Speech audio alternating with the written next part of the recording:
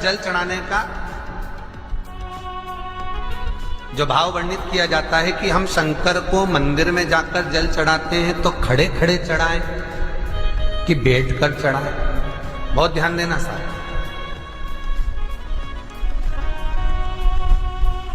शंकर में मंदिर में जाकर हम भगवान शंकर को जल चढ़ाएं तो खड़े होकर चढ़ाएं कि बैठकर चढ़ाएं।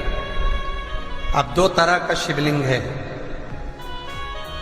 मंदिरों में, दो तरह का शिवलिंग का निर्माण होता है, ठीक है। एक विष्णु शिवलिंग, एक शक्ति पार्वती शिवलिंग। बहुत ध्यान से सुनना। दो तरह का शिवलिंग मंदिरों में होता है, दो तरह का शिवलिंग मंदिरों में होता है, समझ लेना बहुत अच्छी तरह से। एक शिवलिंग वो होता है जो जमीन पर डायरेक्ट जलाधारी रहती है, शिवलिंग रहता है, ऐसी जलाधारी पूरी की पूरी, और शिवलिंग जमीन पर रखा रहता है, भूमि पर रखा रहता है, डायरेक्ट जमीन पर। आप जल ले जाकर चढ़ाए, निकल गया रास्ते से। एक शिवलिंग जो जमीन पर डायरेक्ट शंकर भगवान की जलाधारी और शिवलिंग रखा रहता है, वो शक्ति शिवलिंग कहलाता है। माता पार्वती का हस्त कमल उस शिवलिंग के सम्मुख में। और दूसरा शिवलिंग एक डमरू जैसा होता है। अब वो हम उसको कैसे वर्णन,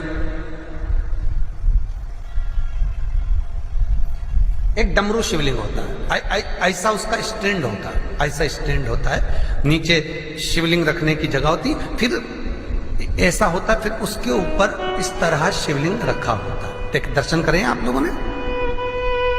अब फिर इसके ऊपर शंकर भगवान का शिवलिंग रखा होता है, ठीक है। इस तरह का जो शिवलिंग होता है, एक डायरेक्ट नीचे रखा हुआ शिवलिंग और एक भगवान जो नीचे डमरू जैसी आकृति होती है, इस पे जो डमरू जैसा जो भाग बना होता है, ये भगवान विष्णु का हस्तकमल है, और ऊपर का जो भाग है वो भगवान ब्रह्मा का हस्तकमल है।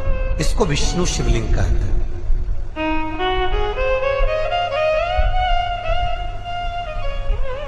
इसको हरीश्वर महादेव भी कहा जाता है। कौन सा महादेव कहते हैं? हरि सर्वेश्वर महादेव।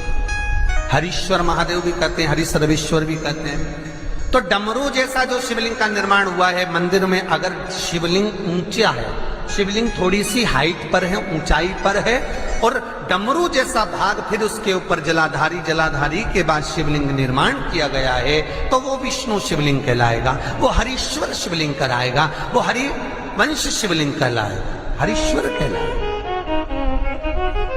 और जो डायरेक्ट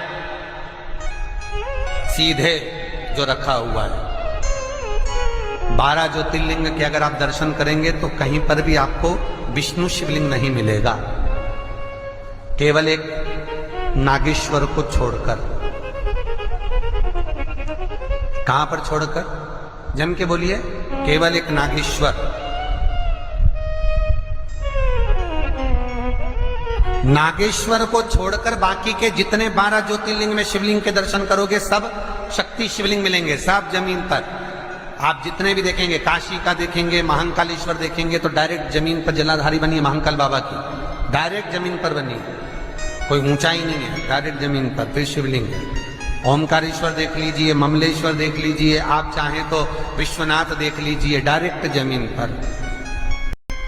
सोमनाथ देख लीजिए, डायरेक्ट जमीन पर।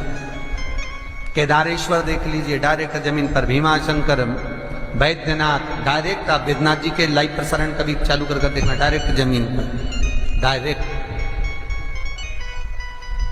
तो जितने भी शिवलिंग हैं सारे के सारे शक्ति शिवलिंग हैं। जो डमरू के भाग पर रखा हुआ है वो हरीश्वर शिवलिंग, विष्णु के हस्तकमल पर जो रखा है, तो शास्त्र कहता है आप शक्ति शिवलिंग का जब जब अभिषेक करें, बहुत ध्यान रखना अपनी जिंदगी में इस प्रसंग को, जो शक्ति शिवलिंग हो उस पर जब भी जल चढ़ाना तो बैठकर चढ़ाना,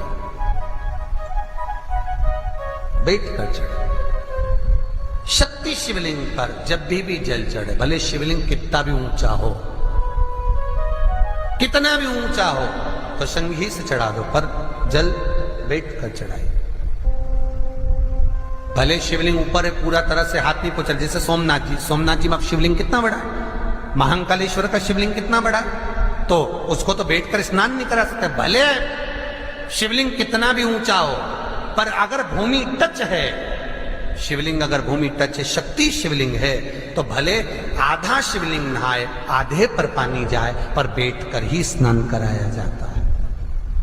और महाराज यदि हरीश्वर शिवलिंग है, अर्थात भगवान विष्णु के हस्त कमल पर, ब्रह्मा के हस्त कमल पर यदि शिवलिंग है, तो वो शिवलिंग का जब भी स्नान कराएंगे, अभिषेक कराएंगे, पूजन कराएंगे, तो खड़े होकर ही करना है। और खड़े होने का भी तरीका होता है, दोनों चरण बराबर में रखकर कभी भी शंकर भगवान के शिवलिंग का स्नान नहीं कराया जाता। महाराज दोनों चरण बराबर रखकर, अगर हरीश्वर शिवलिंग है, किसी मंदिर में शंकर को जल चढ़ाने के लिए आप गए हो और शंकर को जल चढ़ा रहे हो, तो हरीश्वर अगर शिवलिंग है तो दोनों पांव बराबर रखकर नहीं, एक सीधा चरण थोड़ा सा आगे रखिए और उल्टा चरण थोड़ा सा पीछे रखकर भगवान शंकर का जलाभिषेक करने पर लक्ष्मी जैसे अपने चरण रहते हैं, भगवान शंकर उसी तरह से लक्ष्मी को दौड़ाते हुए अपने घर में प्रवेश करा।